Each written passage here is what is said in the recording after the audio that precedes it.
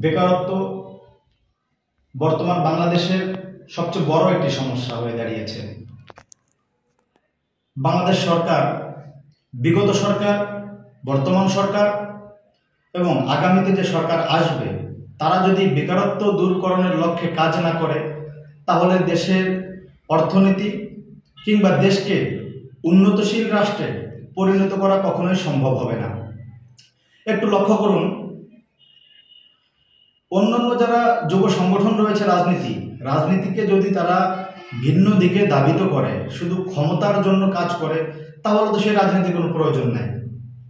সেক্ষেত্রে বাংলাদেশ যুব অধিকার পরিষদ তারুণ্য নিয়ে এই বেকারত্ব দূর করার জন্য, রাজনীতিতে তরুণদের অংশগ্রহণের জন্য যে অগ্রণী ভূমিকা পালন করেছে, যে দায়িত্বশীল ভূমিকা পালন করেছে, সেটা এই বাংলাদেশের তরুণদের জন্য খুবই প্রয়োজনীয়।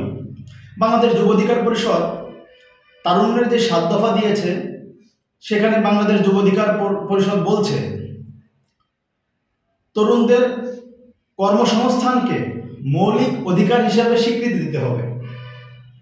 এই মৌলিক অধিকার কেন দিতে হবে? আমাদের যে 4টি বা মৌলিক অধিকার রয়েছে, এই কর্মসংস্থানকে মৌলিক অধিকার হিসাবে স্বীকৃতি দিতে হবে। দিলে কি হবে? একটা তরুণের উপরে একটা পরিবার নির্ভরশীল থাকে, রাষ্ট্রের বোঝা হয়ে থাকে তিনি যদি তার বেকারত্ব থাকে। যদি তার কর্মসংস্থান নিশ্চিত হয়, তাহলে তার পরিবার, সমাজ, তার অঞ্চল সহ সে রাষ্ট্রকে এগিয়ে নিয়ে যেতে পারে।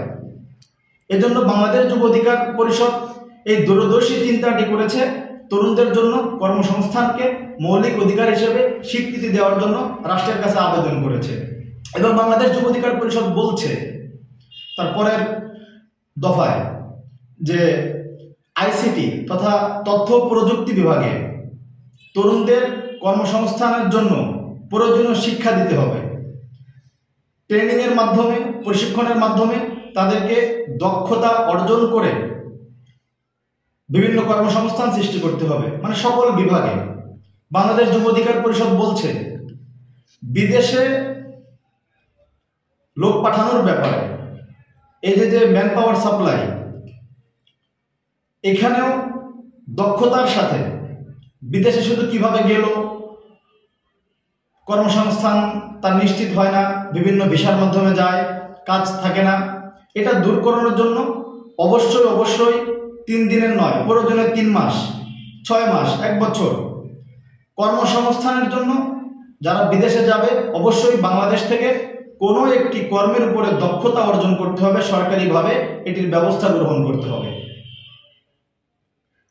আমরা শুধু আশায় থাকি বাংলাদেশের যে রেমিটেন্সটা আসে আমাদের প্রবাসী ভাইদের থেকে, শুধু ম্যান পাওয়ার সাপ্লাই দেওয়ার জন্য আমরা চেষ্টায় থাকি, বাট তাদেরকে দক্ষতা অর্জন করার জন্য রাষ্ট্র তেমন কোনো গুরুত্বপূর্ণ ভূমিকা পালন করে না।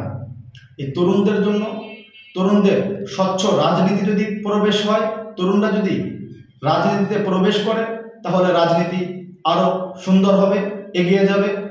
এই লক্ষ্যে কাজ করছে বাংলাদেশ যুব অধিকার পরিষদ। বাংলাদেশ যুব অধিকার পরিষদ তারুণ্য অধিকার সমৃদ্ধি এই স্লোগানকে এগিয়ে নিয়ে যাওয়ার জন্য কাজ করে। তাই সকলের প্রতি আবেদন, আসুন বাংলাদেশ যুব অধিকার পরিষদের পতাকা তলে তারুণ্যের অধিকার নিয়ে কথা বলার জন্য, তারুণ্যের কর্মসংস্থান, তারুণ্যকে প্রতিষ্ঠিত, বাংলার তারুণ্যকে বিশ্বের সর্বশ্রেষ্ঠ তারুণ্যে রূপ দেওয়ার জন্য কাজ করে যাবে বাংলাদেশ যুব অধিকার পরিষদ।